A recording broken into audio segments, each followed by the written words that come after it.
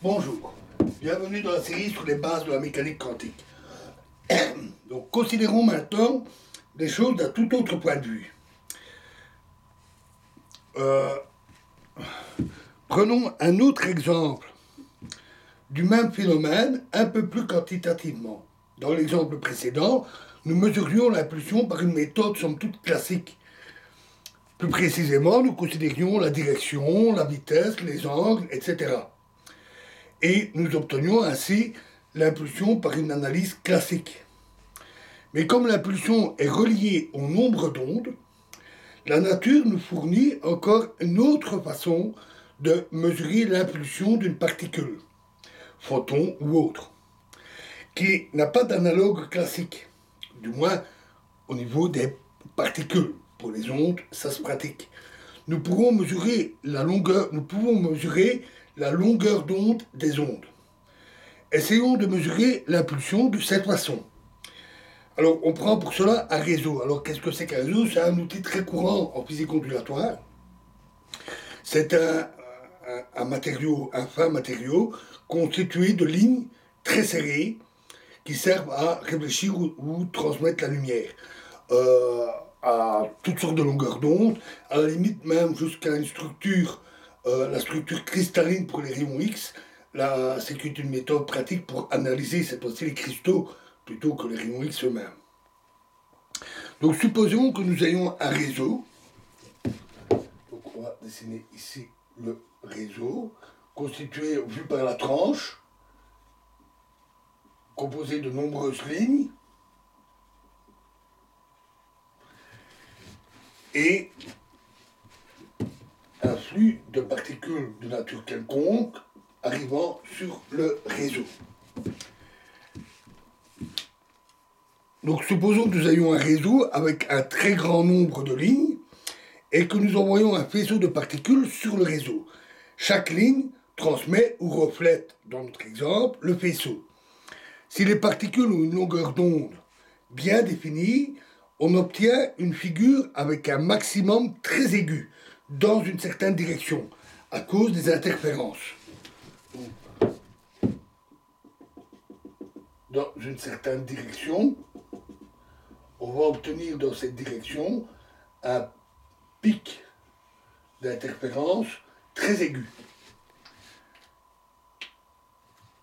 Ce qui permet, en mesurant l'angle ici, cela permet d'obtenir directement la mesure de la longueur d'onde. L'incertitude relative sur la longueur d'onde, qui est mesurée par un réseau, est donnée par les lois de l'optique et vaut 1 sur Nm.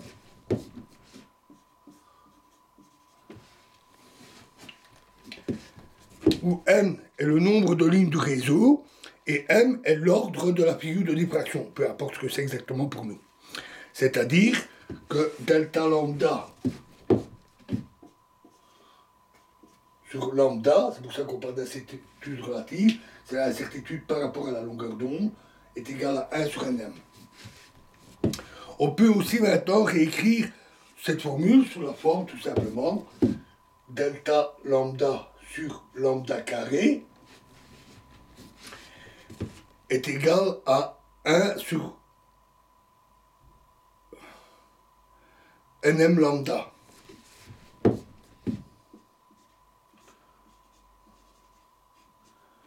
La longueur d'onde, qui est égale à 1 sur L,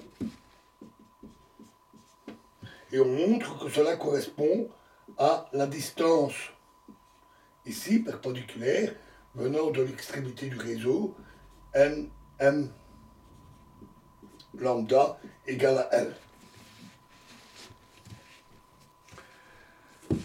Cette distance est la différence entre la distance totale que la particule ou l'onde, ou quoi que ce soit, doit parcourir lorsqu'elle est réfléchie par le bas du réseau, ici, et par le haut du réseau, ici. C'est la différence entre les deux. C'est 0 pour la première et L pour la deuxième.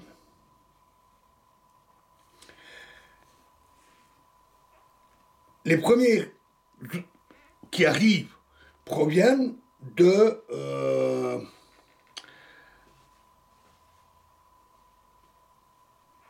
les premières qui arrivent sur la cible qui sert à la mesure viennent du bas du réseau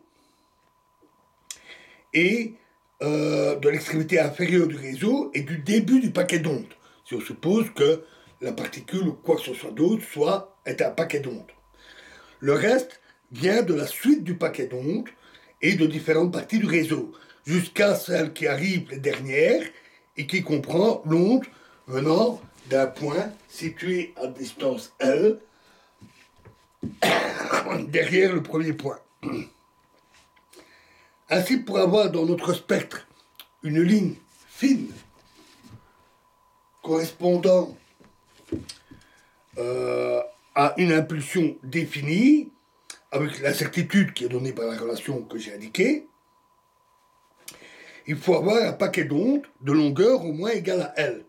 Si le paquet d'ondes est trop court, nous n'utiliserons pas tout le réseau tout entier, parce que le temps d'arrivée séparant les ondes venant de deux points sera, la longueur sera plus grande que celle du paquet d'ondes.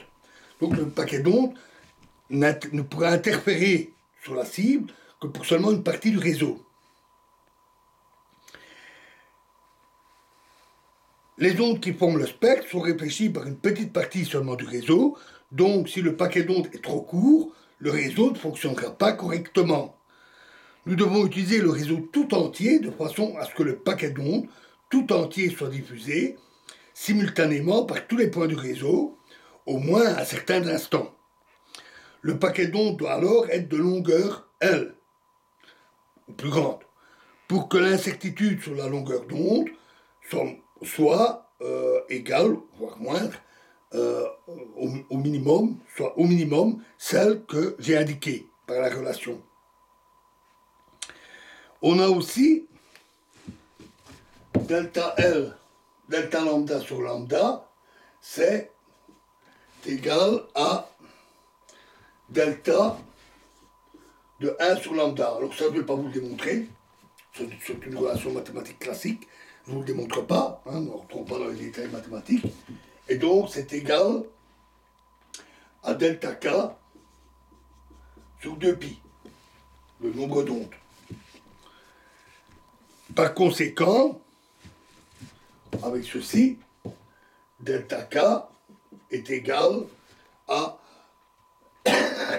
2pi sur L, où L est donc la longueur du paquet d'ondes. Voilà, il nous reste à tirer les conclusions, qui ne seront pas très compliquées, et dans la prochaine vidéo. Je vous remercie.